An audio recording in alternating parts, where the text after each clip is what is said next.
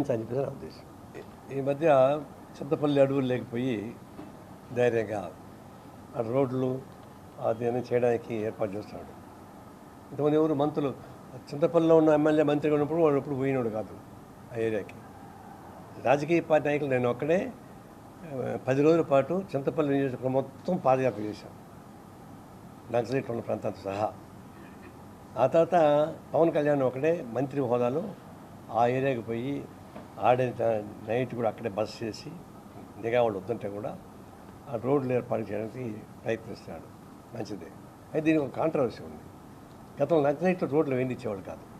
ఇక రోడ్లు వేస్తే పోలీసులు డైరెక్ట్గా పోయి వాళ్ళు పట్టుకుంటారని చెప్పేసి ఈ రోడ్లు వద్దని చెప్పేవాడు.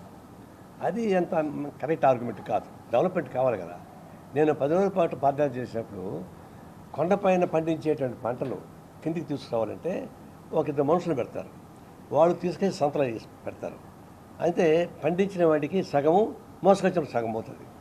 ఆ రోజు మోసుకొచ్చిన వాటికి సగం ఇచ్చేసేయాలి. వంకాయలు, బీరకాయలు, చింతపండ్లు ఏదైనా కానీ సగం వీడు అమ్ముకోవాలి.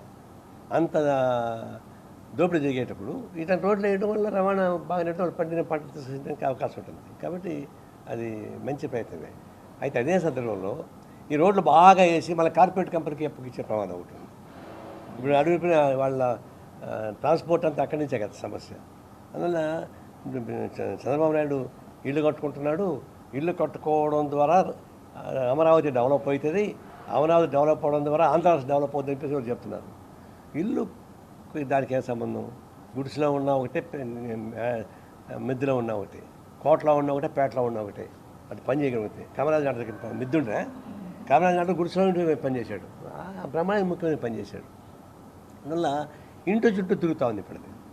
గతంలో ఆయన 5 ఏళ్ళు ముఖ్యమంత్రి ఉన్నప్పుడు ఆయన సొంత ఇల్లు పెట్టుకోవాలంటే అనవసరంగా ఆ కాంట్రవర్ సీట్లో పోయి కాపీ చేశాడు, వద్దని చెప్తే కూడా. మళ్ళీ ఇప్పుడేదో ఇల్లు కట్టుకుంటే మీకు ఇల్లు కడుతున్నాం కాబట్టి డెవలప్ అయ్యేది అంటున్నారు. మరి జగన్మోహన్ రెడ్డి పెద్ద తాడేపల్లి ప్యాలెస్ కట్టాడుగా. మరి అంత పెద్ద ప్యాలెస్ కట్టాడు ఆంధ్ర రాష్ట్రం డెవలప్ చేశాడా? శ్మశానం చేసి పారేశాడు. కాబట్టి ముఖ్యమంత్రి ఇల్లు బాగుంటే ఆ రాష్ట్రం డెవలప్ అవుతుందని, ముఖ్యమంత్రి ఇల్లు బాగాలేకపోతే డెవలప్ కాదు అనిపిస్తుంది. కరెక్ట్ వాదన కాదు, అనవసరంగా డైవర్ట్ చేస్తుంది. ఆయన ఏదో కొంప కట్టుకుంటున్నాడు, కట్టుకునేయండి, డబ్బులు నేను లేకలేదు. భారతదేశంలో అన్ని రాష్ట్ర ముఖ్యమంత్రుల కానీ ఆయనకే ఎక్కువ మహారాజు అయిన మన ముఖ్యమంత్రి. భారతదేశంలో ముఖ్యమంత్రి అందరికన్నా సంపన్నుడు అంటే చంద్రబాబు నాయుడే. కట్టుకొని ఒక రికార్డు పెట్టుకొని కట్టుకొని ప్యాలెస్ కట్టుకొని తప్పేమని. ఆ తాడేపల్లి ప్యాలెస్ అవుతుంది, ఈడ దానావతి ప్యాలెస్ అవుతుంది. కానీ నీ పరిపాలన చక్కదనం ఏంటని సోకు చేసుకుని సరిపోయినా నువ్వు కార్పొరేట్ కంపెనీ గూడుగా చేయడానికి మొదలు పెట్టి తట్టుకుతుంది. అదాన్ని తీసుకొచ్చి పెట్టుకుంటుంటివి, మొత్తం అప్పగిస్తామంటివి. అందుకే ఇప్పుడు కార్పొరేట్ కంపెనీ అభివృద్ధి చేయడం ద్వారా ఈ ఆంధ్ర రాష్ట్ర అభివృద్ధి అవుతుందని అనుకుంటున్నాడు. అది కరెక్ట్ కాదు. నువ్వు ఇల్లు బాగా కట్టుకో, రోడ్లు బాగా వేసుకో, కానీ కార్పొరేట్ వర్గాలకి నీ ఆస్తిని అప్పగించు బాగా. ఈ మధ్యతరగతి ప్రజానికానికి, పేదవాడికి నువ్వు ఇచ్చిన హామీని అమలు చేయి. అనేక హామీలు ఇచ్చావు, ఆ హామీని అమలు చేయండి. హామీని అమలు చేయడం ద్వారా రాష్ట్ర అభివృద్ధి అవుతుంది తప్ప కార్పొరేట్ కంపెనీస్ని ప్రసన్నలు చేసుకోవడం ద్వారా ఇది కాదు.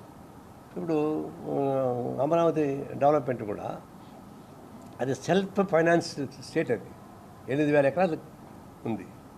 5,000 ఎకరాలు డెవలప్మెంట్కి ఇస్తే కూడా బ్రహ్మాండ క్యాపిటల్ కట్టిస్తారు. అందులో అదే ఆ ప్రాబ్లం లేదు.